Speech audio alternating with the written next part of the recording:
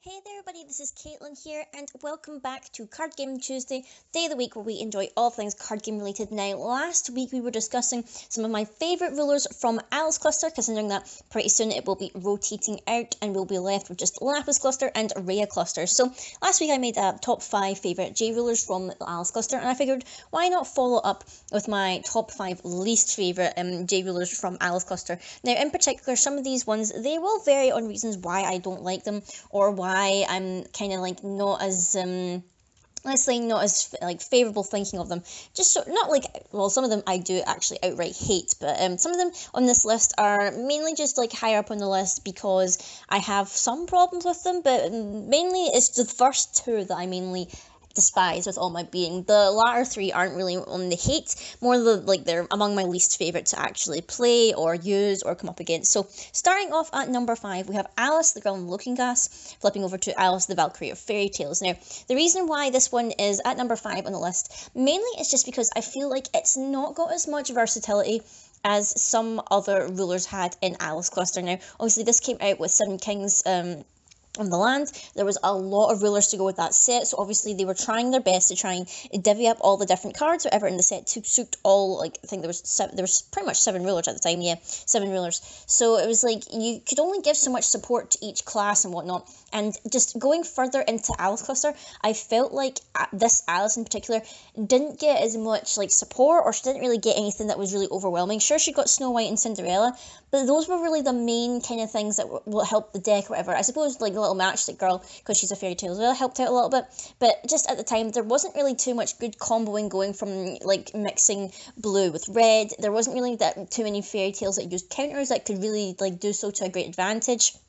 You obviously had like Thumbelina and the Flower Crown Prince, but really there wasn't really too much like amazing stuff that could help out Alice here. Obviously, going into looking at our strategy activate of 1 blue and 1 void, you could tap her and search your main board, your main deck for a card named Deep Blue, the Phantom board, feel it and put it into your hand, which was obviously the Regalia that worked with Alice. And when she flipped over, she became a 1000 knight. When this card enters your field, search your main deck for a Fairy Tale Resonator, reveal it and put it into your hand, and then shuffle your main deck. Counters on your fairy tales you control cannot be removed by effects, and her God's Art Leaping Dance was literally only 1 water and 1 fire. It deals 500 damage to a target resonator. You may pay 1 void, and if you do copy this ability, you can choose new targets for the copy. So basically, you got 2 uses out of it, but dealing 500 to just 1 resonator, it's like, at the time, you could use Thunder for only 1 cost, and that would deal 500 to a Resonator, which was a lot more like viable than having to pay 2. So it's like it wasn't really that good. I feel like this one really didn't get much of a chance.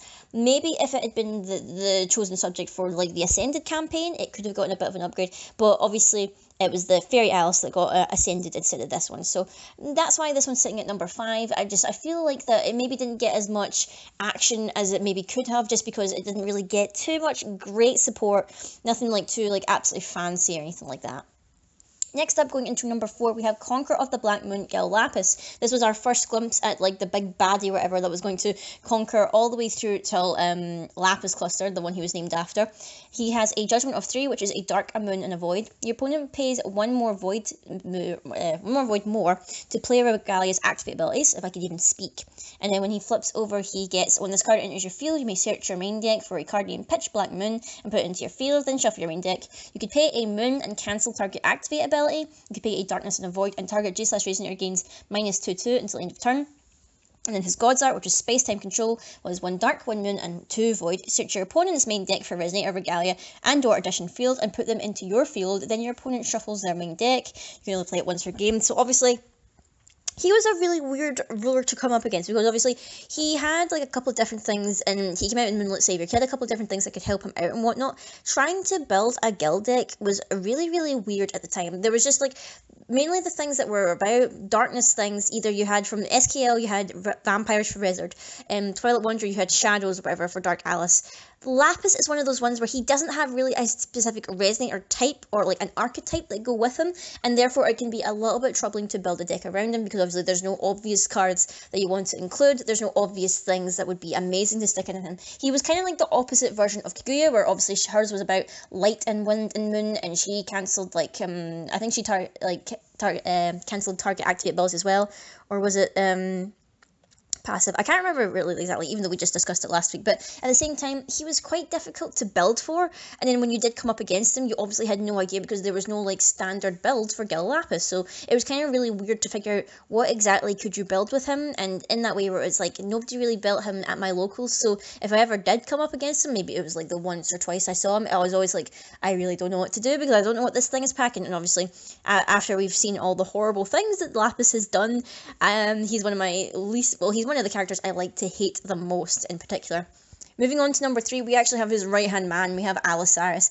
Cyrus is quite the annoying Resonator. He was also one of the ones who got an Ascended version in the Ascended campaign, but I'm just using the normal version here because it was the normal version that I particularly had problems with. So when Moonlit Savior came out, a lot of the people at my locals, they, when Moonlit Savior came out, they leaned towards either Cyrus or Kaguya. In particular, people seemed to like Cyrus because of obviously his burn ability, and literally every single time that I got burned up by some of these crazy shenanigans with Cyrus, I would get so annoyed. It was like the most frustrating thing to play against because obviously he removes stuff from his own deck or whatever, so like he's not really playing too much unless he's playing the kind of 3 goddesses or whatever that help remove cards and whatnot, so there's really not much you can do other than hit him, but obviously at the same time when he flips over and when he does his God's Art, it's going to be like an absolute pain to deal with, and basically he just frustrated me so much whenever I went up against him. I never had a good time. It was just an absolute pain in the backside, so that's mainly the reason why I don't like him too much. Obviously he's got his judgment of like 14, which is 2 fire and 12 void, but you pay 1 void less to play this ability for each card in your removed area. When he flips over, when this enters the field, you can search your main deck for a card named Blazing Metropolis Vel Severia, reveal it and put it into your hand, and then shuffle your main deck. Resonators you control gain swiftness, target attack, and first strike. Again, that was also a very annoying thing to deal with. And his God's Art Total Recall, which is 2 fire and 2 void. This card deals 100 damage to each J/Resonator your opponent controls for each card in your removed area. Then you may put any number of cards from your removed area into your graveyard, which was totally annoying to deal with, so that's mainly the reason why he is at number 3. But moving on to the top 2 here. Now, my apologies for the big massive big orbit cards watermark. This is not a sponsor, obviously. I could not find any versions of these cards whatever that didn't have a watermark on them, and I was mainly trying to find ones that had the 2 rulers side by side so I could talk about them, and like I really couldn't be bothered to try and like edit together 2 different things like and make sure the resolution was fine for both. So my apologies for the watermarks, but mainly it's here so that we can read the cards. At number 2 we have Valentina, Plotting Lord of the Seas and Overlord of the Seven Lands of Valentina. This card, my goodness, this card was the most annoying thing in the world.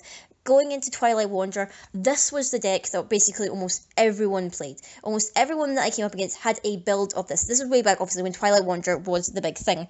Almost everyone that I knew played this deck, except for me, because I didn't like the deck. I didn't want to play the deck. I came up against this deck so many times. I almost quit Forcible, actually, around the time of Twilight Wanderer because of Valentina. If it hadn't been for Sylvia, who, like, stole my heart, I probably would have quit the game because this ruler in particular annoyed me the heck out. I hated it so much, but not as much as like the next one that we're looking at. So she had a judgment of 3, which was 1 water and 2 void. She has the ability where you can pay a water and a void, search your main deck for a regalia, reveal it and put it into your hand, then shuffle your main deck. And when she flips over, when this card enters your field, you reveal any number of 7 King's J rulers with different names you own from outside the game, and keep them revealed until end of game. This card gains 100/100 for each card revealed this way, and it gains all those cards' names and God's Art ability. This was also one of the decks I came up against a lot at the Manchester Forcible Grand Prix. I came up against it, I believe, 3 times, or was it 2? I feel like it might have been 3, but literally every time I came up against this, like, I could just feel like the hope draining from me because I was like, oh god, I need to deal with Valentina again, and basically I lost any matches that I went up against this Valentina because it was super duper annoying and I hated it so much, considering how there was loads of stuff in Lapis Cluster to just kind of like absolutely boost these cards or whatever. It was super duper annoying, so I like quickly came, my apologies there, I nearly like choked. I was like that disgust towards Valentina that I just nearly like coughed up.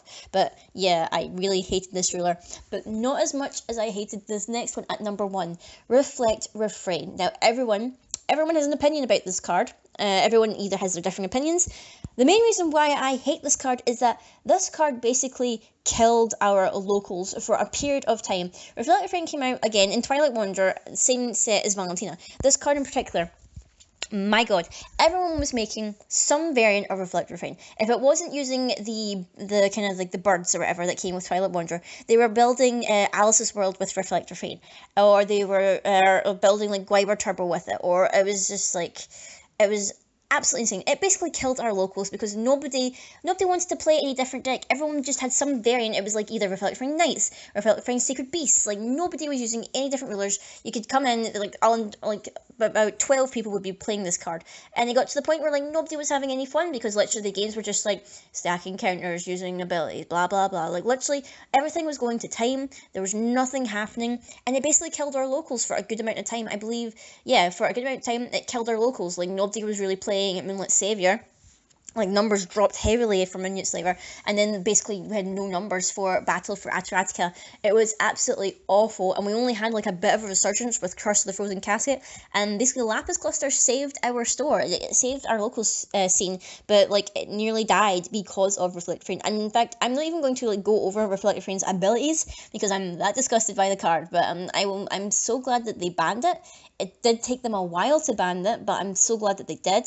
Not sure why they've unbanned it for Wanderer, but then again, our store doesn't really play Wanderer anyway, because it just means that newer players don't really get a chance because they don't get access to the older cards and whatnot, so we don't really play Wanderer format too much. So we are all pretty much happy that Reflector Frame is gone, and we never have to see it again. Yes, it has a Resonator, or does it have a Resonator? Well, it had a Resonator in Alice Cluster as well in Battle for Ataratica, but it didn't actually have a Resonator in Lapis Cluster, I believe. Yeah, there was no one. And obviously the Judge promo, which is hella expensive, is super cute though, but at the same time I'm just like, ugh. Just so glad that this card is going to be gone and we don't need to think about it anymore. And it's just, yeah, that's us. So anyway, guys, I hope you enjoyed this video, just me like raging against a couple of cards now. Let me know down below what were your least favourite J-Rulers from Alice Cluster. Did you have a great hatred for Reflector Frame, as I did? Was there any other rulers that you particularly hated? Did you hate any of the other 7 Kings? Did you hate anything like Yggdrasil? Or maybe you hated like some of the other Battle for Ataratica rulers, because I know that some people weren't too happy with them. Let me know what you think, guys, and until next time, I will see you all later.